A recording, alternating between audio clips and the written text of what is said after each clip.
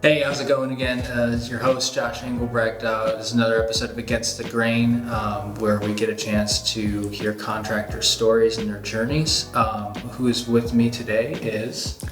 My name is Calvin. I've been in the painting industry for 3 years, going on 4, running a painting business of a franchise, and I'm kind of breaking off into my own thing. So. Oh, great. Hey, Calvin, thank you for joining us. So why don't you kind of take a moment, go ahead and dive in a little bit deeper about who you are as a person, and then because I think we talked about before you're doing a couple businesses, so why don't you tell the audience a little bit about yourself and what other businesses those are. For sure. I guess a little bit about myself. I like to kind of think of myself as a diamond in the rough in the contracting industry. I bring way more energy and positivity to estimates than most people expect. Okay. I'll be a little bit sometimes unorthodox throughout an estimate, but I feel people feed off my energy pretty well. How so? Let's see. For example, I will say about half my estimates we will end up talking about the most random thing, usually something about them. We'll make a connection of some kind, but I've had multiple estimates where we don't even talk about painting for the first hour, and they're like, oh, by the way, I'm here for a painting estimate, and then we'll dive into it. But some deep rapport. Yeah, really deep rapport. maybe too much sometimes, but it's fun. As far as me and my businesses go, I've got an online e-commerce business I've got going, starting up. I've got this Atrium Painting, and I'm actually hoping to possibly grow into a larger, more general contracting platform eventually. For now, I'm starting out with painting. I have a couple carpenters that do work for me as well, so I'm slowly adding things on, basically using my marketing and sales skills to be a middleman to connect awesome clients with awesome contractors. That's kind of my goal for this business. But that's awesome. So kind of take me through. So you said you've been doing this for 3 to 4 years now. So why don't you take me through the progression of, okay, what was year one like? Probably running around with your head cut off, all the way to now being able to have the confidence to run multiple businesses at the same time. Walk us through the progression. Yeah. So starting out, so with the franchise I was working for, they provide a lot of training, and it was really, really intensive and difficult. I had no idea what on earth I was doing. I jumped into it being like, yeah, this might be something kind of cool opportunity. Never thought in a million years I'd run a business. I actually was going to Oregon State University in renewable materials. Go Beavs. Yep, go Beavs, right on. So you're running your franchise. Running my franchise, and right, we'll go back to how it was starting out. Starting out running the franchise, it was a massive feat, a massive undertaking. I was way in over my head. I booked a ton of work starting out before I had even learned what it was like to produce a job. Right. And ended up... That's fun. That's the fun part. Yeah. Oh, yeah. And then it got a lot less fun after I produced 5 houses. And I was like, I got to get all this done before this date. I started freaking out. But I ended up making it work. It was really stressful. I made a lot of promises and really had to work to keep them. So I learned a lot of stuff the hard way my first year. Yeah. Then coming back as a returner my second year, I focused a lot on sourcing out the things that I didn't want to do, / the more monotonous things. So I hired on a production manager and a secretary. So that freed up the running around like a chicken with my head cut off, and having a secretary freed up my needing to be on the phone all the time with people, scheduling leads and all that kind of stuff. So it freed up my time to pay attention to my crews and my customers, kind of making sure they were maximizing their efficiency and that my customers were happy with everything as well. So you bring up an interesting point, right? Let's just kind of full stop here. A lot of people think because it's cool to be a business owner in today's society, right? It's really glorified. But kind of what you're articulating here is when you jumped in, part of running around with your head cut off is you start realizing, okay, you're way more responsible than just for sales. There's HR, there's scheduling, there's managing multiple facets of it. So was that kind of one of the biggest learning curves that people don't really kind of tell you about, or even if they do, you don't fully understand until you're in it? Yeah. What are your thoughts there? I'd say it's definitely something that, because I think running a business in this day and age, a lot of people have that gumption and drive and want to do it, but then getting into it, you realize it's very difficult for one person to run a business. And so learning that and just seeing, I worked seven days a week, sun up, sun down. I had 2 days off the entire summer because those close to me saw me. We had house stressed out and insanely busy I was. Like, you need to take a break and then don't work today. And so that was, that's what it took for me to realize it. But once you realize that, once you have that realization of, getting the right person for the right job, then the business that's when it starts to run itself and you're able to take a step back. And that's what I was able to do this summer. And it was a lot less stressful. Actually, it was much more profitable because I made smarter decisions in my estimating and the jobs I booked, and also I was able to actually pay attention to how my crews were performing.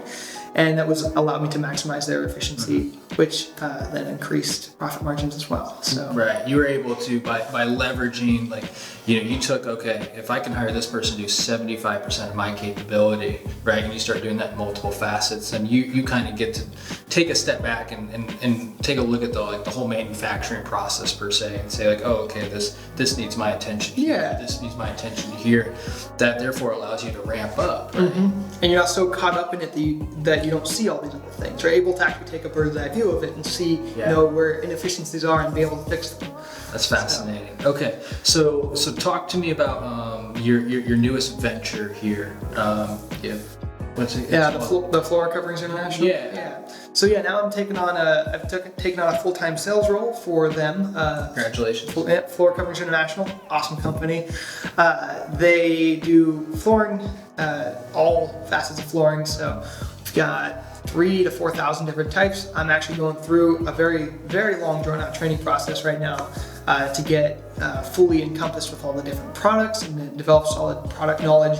And then there's another whole sales process they're training us as well. So I'm currently going through that. I'll be have that be my main focus, and then and that will be moving on into hopefully on a franchise of floor coverings one day, while keeping Atrium here on the side as well as my online business on the side. That's great. And so what you're learning here is, at first you started figuring out how to scale up your own small business, and now you're applying those same principles to multiple businesses at the same time, right? Because it's just economies of scale. And then once you realize there's a few basic principles in business, and once you get it, it applies to darn near everything. Right. That's pretty cool. Yeah.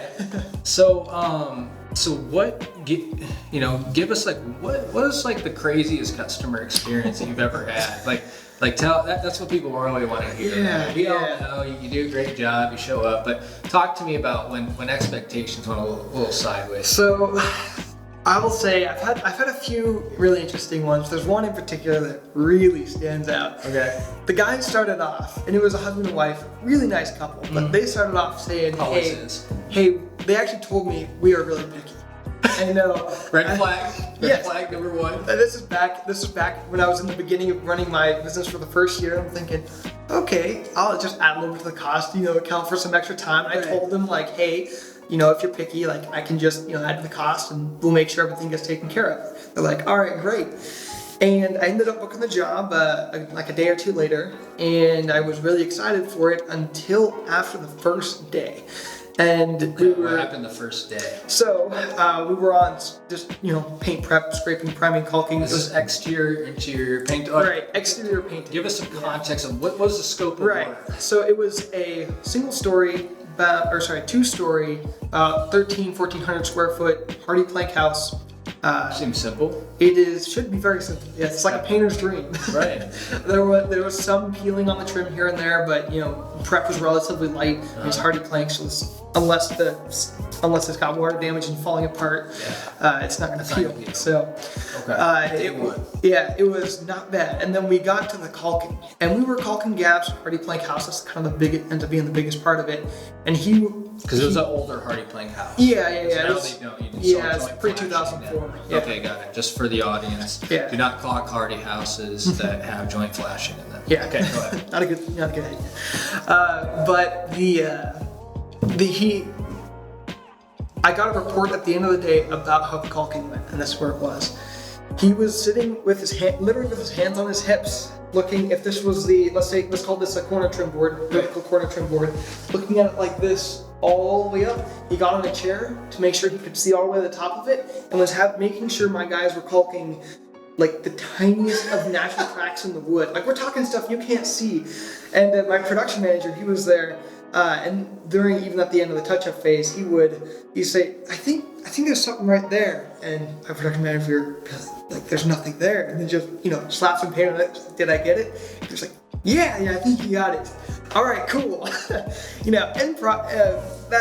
job ended up taking about twice as long as I had budgeted for. I ended up breaking even on the job, because I went from like, so here's the deal. This took way longer. You guys said you were picky. It was a lot more than I was thinking. Can I at least not lose money on the job? And they're like, they were super, super happy with the job. I think that is the best house we have ever painted by far. Mm-hmm. We don't normally caulk gaps that are, less than a centimeter thick. Right. So but that was a fun project. Great people though. So that's interesting. What was it ever a challenge, like finding reliable labor? Talk to me about your challenge and how did you source, right? Let's talk about that. Yeah. So I was fortunate enough that franchise did have a system in place, an online system for hiring. Were automatically posted on my Glassdoor. It was called Hireology. Great platform. I'd recommend it. That wasn't paid or anything. Right. And automatically posted on Glassdoor, Monster, Indeed, all those kind of things. And we would get online applications from people who saw, exterior painting, that might be kind of fun. But it is difficult, going through the interview process and interviewing people for a painting position. It's a general labor position. There's not that much skill. It's mostly wrapped, I can teach someone how to paint. It's wrapped around the work ethic, which is very difficult to find nowadays. I find, especially people my age, it's darn near impossible. So, all the employees I hired, I had a lot of turnover, and every time I had turnover, I would have to go through the entire interview process again, get applications, interview more people, pick people who you think, have a solid work ethic and are coachable, and then sometimes, it works out, sometimes it doesn't, and you gotta do it again. So, I guess I will say that's Tool Belt has massively made that easier. Right. So have you had a chance to use the platform? So I've actually your experience. Yes, I produced 3 jobs. How'd you hear about it first off? So. Yeah, I heard about it. I was actually in a Sherwin-Williams, and I saw one of the advertisements for it. I thought, why is there an advertisement for an app in here? And talked to the Sherwin guy, and he was explaining sort of the basic fundamentals behind it. I was thinking to myself, why has this not been done sooner? It's insane. It's an insanely good. It's a great concept, and I'll say you guys are doing an awesome job of implementing it, getting all the feedback from the contractors. I am very pro Tool Belt. I'll tell you that. I appreciate that. So your experience. So you got on the app. What. Yeah. So. For the audience here and listening, how did it impact your business and what need did it solve? So for my business, especially this time of year, all my employees were seasonal. So all my employees had left. And so I had the option of either continuing to produce work. I do have one subcontractor that I already use, so I had a couple jobs lined up. Right. And I was just planning on having him produce them. Then once his exterior season was done, I was done pretty much. And then Tool Belt, I found out about that and posted a job, and within the first day I had probably 10 to 15 applications from contractors saying, hey, let's do it, we want to do the work. And completely different, because normally you're trying, how would you have found 15 people 10 to 15, that would have been tough, but normally I'd go to a home show and ask around and say, hey, are you interested? Here's my card if you want some work. It just makes it easy. And it makes it to where someone looking for work can apply. Someone who needs work done can get it done. Right. And it's I will say it's actually what Tool Belt is what made me want to keep Atrium Painting and not just be done with painting altogether. Because I don't want, I'm not, it's too much of it's not enough of a focus for me to warrant, diving in, hiring employees and such to keep that going. But with Tool Belt, it allows me the opportunity to, keep good quality subcontractors and build relationships and find good people to do the work without, spending so much time that I can't do anything else. Well, that's fantastic. That means a lot, to us and to our team here. So I really appreciate that. That's kind of our goal. I was a contractor for going on 8 years now. Finding like whether it's direct labor or subcontractors when you're trying to scale up or scale down, and every project's different. It's challenging because right now it's all through word of mouth. So we're really hoping to help close that gap. So just kind of in closing here. Why don't you kind of tell us, like, what are your goals here for like the next 10 years? Like, we reconnect 10 years from now.